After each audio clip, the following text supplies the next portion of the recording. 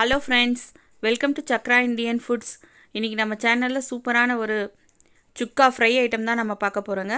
Broccoli மஷ்ரூம்ஸை use பண்ணி நல்லா காரசாரமாக ஸ்பைஸியான ஒரு சைட் டிஷ் பார்க்க போகிறோம். ப்ரக்கோலியில் நிறையவே ஊட்டச்சத்துக்கள் இருக்குது. பல வகையான நோய்களுக்கு இது ஒரு நல்ல தீர்வாக இருக்கும். பெரும்பாலும் ப்ரக்கோலி யாரும் நம்ம யூஸ் பண்ணுறதில்ல. காலிஃப்ளவரோட வெரைட்டிஸ் தான் இதுவும். அதிக புரத சத்து இருக்குது. எல்லா வகையான கேன்சர் நோய்கள் மற்றும் நம்ம ஹார்ட்டுக்கு போகக்கூடிய பிளட்டில் எந்த கிளாட்ஸும் இல்லாமல் பார்த்துக்கிறது மற்றும் நம் கண் நரம்புகளோட நன்மைகள், அந்த மாதிரி நிறைய எண்ணற்ற நன்மைகள் இருக்கக்கூடிய ப்ரக்கோலி நம்ம யாரும் பெரும்பாலும் அதிகமாக பயன்படுத்துறதில்ல. அதையே நம்ம ஒரு சுவையான ஒரு சைட் டிஷ்ஷை இன்றைக்கி எப்படி பண்ணலாம் தான் நம்ம பார்க்க போகிறோங்க. அதுக்கு தேவையான பொருட்கள், நான் ஒரு பெரிய சைஸ் ப்ரக்கோலி எடுத்திருக்கேன். அதை துண்டு காலிஃப்ளவர் கட் பண்ணுற மாதிரி கட் பண்ணி வச்சுருக்கேங்க. ஒரு 200 கிராம் அளவுக்கு மஷ்ரூம்ஸ், அதையும் பெரிய பெரிய துண்டுகளாக கட் பண்ணி வச்சுருக்கேன். ஒரு பெரிய வெங்காயம், அதையும் பொடியாக நறுக்கி வச்சுருக்கேன். ஒரு 10 பூண்டு பல், 1 இன்ச் அளவுக்கு இஞ்சி, அதையும் நான் ஸ்லைஸ் பண்ணி வச்சுருக்கேன். 2 பச்சை மிளகாய், அதுக்கப்புறம் மசாலா பொடி வகைகள், தனியாத்தூள், மிளகாய்த்தூள், கொஞ்சமாக மஞ்சத்தூள், அவங்கவுங்க தேவைக்கேற்ப காரத்துக்கு ஏற்ப எடுத்துக்கலாம். இதுதான் இதற்கு நம்ம இந்த ஃப்ரை செய்கிறதுக்கு தேவையான பொருட்களுங்க. இப்போ நான் ஒரு வானொலி வச்சுக்கிறேன். வானொலி சூடானதும் நம்ம தேவையான அளவு எண்ணெய் சேர்த்துக்கலாம்.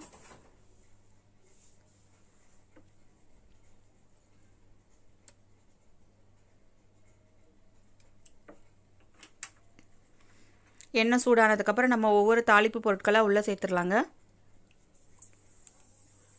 எண்ணெய் சூடாயிடுச்சு. இப்போ நான் கொஞ்சமாக சீரகம் சேர்த்துக்கிறேன்.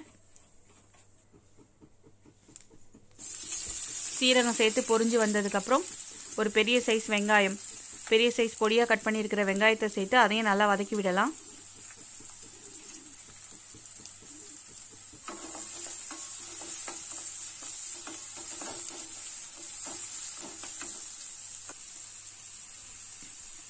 வெங்காயத்தோட நிறம் மாறுற வரைக்கும் நம்ம அதை சிவக்க நல்லா வறுத்து விடலாங்க.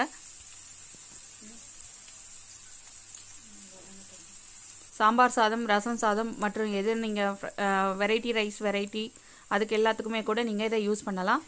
வெங்காயம் வதங்கினதுக்கப்புறம் நான் கட் பண்ணி வச்சுருக்கிற பொடியாக நறுக்கி வச்சுருக்கிற பூண்டு, நீல வாக்கில் நறுக்கி வச்சுருக்கிற இஞ்சி, அதையும் நம்ம இதில் உள்ளே சேர்த்துறோம். நம்ம இந்த மாதிரி இஞ்சி பூண்டுகளை இந்த மாதிரி நம்ம பேஸ்ட்டாக இல்லாமல் சேர்க்கும்போது நமக்கு அதிகமாக அந்த இஞ்சி பூண்டோட ஃப்ளேவர் டாமினண்ட்டாக இல்லாமல் அதோட அரோமா மட்டும் கிடைக்கும். அது ஒரு மாதிரி மைல்டாக நல்லா இருக்குங்க. அதனால தான் நான் இந்த மாதிரி சேர்த்துக்கிறேன். அதுக்கப்புறம் காரத்துக்காக 2 பச்சை மிளகாய் கட் பண்ணி வச்சுருக்குது, அதையும் உள்ளே சேர்த்துக்கிறேன். எல்லா கலவையும் சேர்த்து நல்லா செவக்க வறுத்து விடுங்க.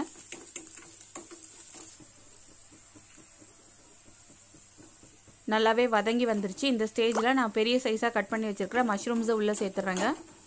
மஷ்ரூம்னையும் சேர்த்து வதக்கி விடுங்க.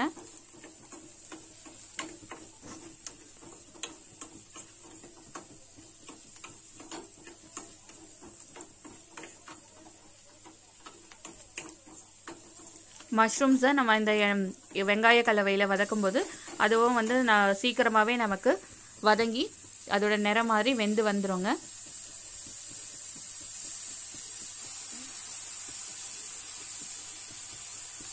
இந்த ஸ்டேஜில் கொஞ்சமாக உப்பு சேர்த்துக்கலாம்.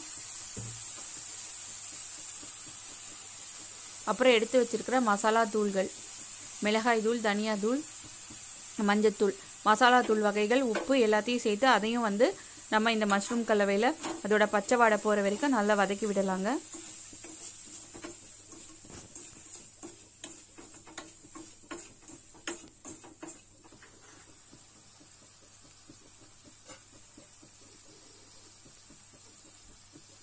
நீங்கள் வெஜ் மீலில் இது ஒரு ஸ்டார்டராக கூட நீங்கள் யூஸ் பண்ணலாம். ரொம்பவே சூப்பராக இருக்கும். அதுக்கப்புறம் நான் கட் பண்ணி வச்சுருக்கிற ப்ரக்கோலி, காலிஃப்ளவர் பூ நீங்கள் எப்படி கட் பண்ணுவீங்களோ அதே மாதிரி இதை நீங்கள் கட் பண்ணி வச்சுக்கலாம். இது சுடுதண்ணியில் போட வேண்டிய அவசியம் இல்லை. நீங்கள் அப்படியே டைரெக்டாக யூஸ் பண்ணலாம். கட் பண்ணி அலசி வச்சுருக்க இந்த பூக்களை நம்ம இந்த கலவையில் உள்ளே சேர்த்துட்டு நல்லா வதக்கி விடுங்க.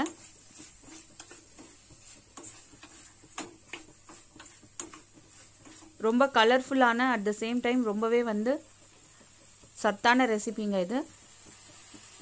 இப்போ நான் தண்ணி சேர்க்கலை. அது வேகிறதுக்கு கொஞ்சமாக தண்ணி தெளித்து விடுறேன்.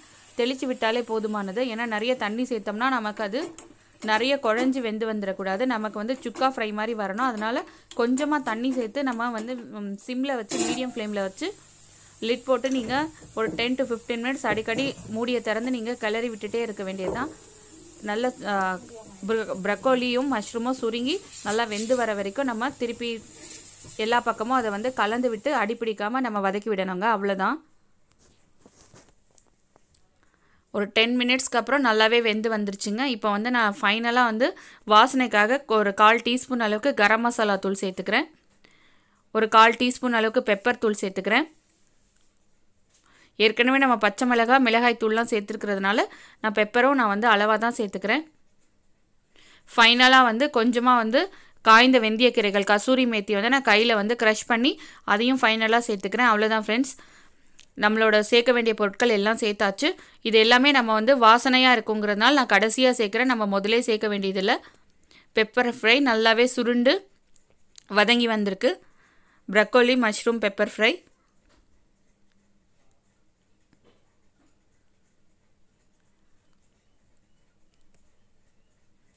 ரொம்பவே சிம்பிளான மெத்தடில் நம்ம இன்றைக்கி ப்ரக்கோலி மஷ்ரூம் பெப்பர் ஃப்ரை எப்படி செய்கிறதுன்னு பார்த்தோம். இது கண்டிப்பாக வந்து உங்களுக்கு பிடிக்கும்னு நினைக்கிறேன். இந்த வீடியோ உங்களுக்கு பிடிச்சிருந்தால் லைக் பண்ணுங்கள் ஃப்ரெண்ட்ஸ், ஷேர் பண்ணுங்கள், சப்ஸ்கிரைப் பண்ணாதவங்க சப்ஸ்கிரைப் பண்ணுங்கள்.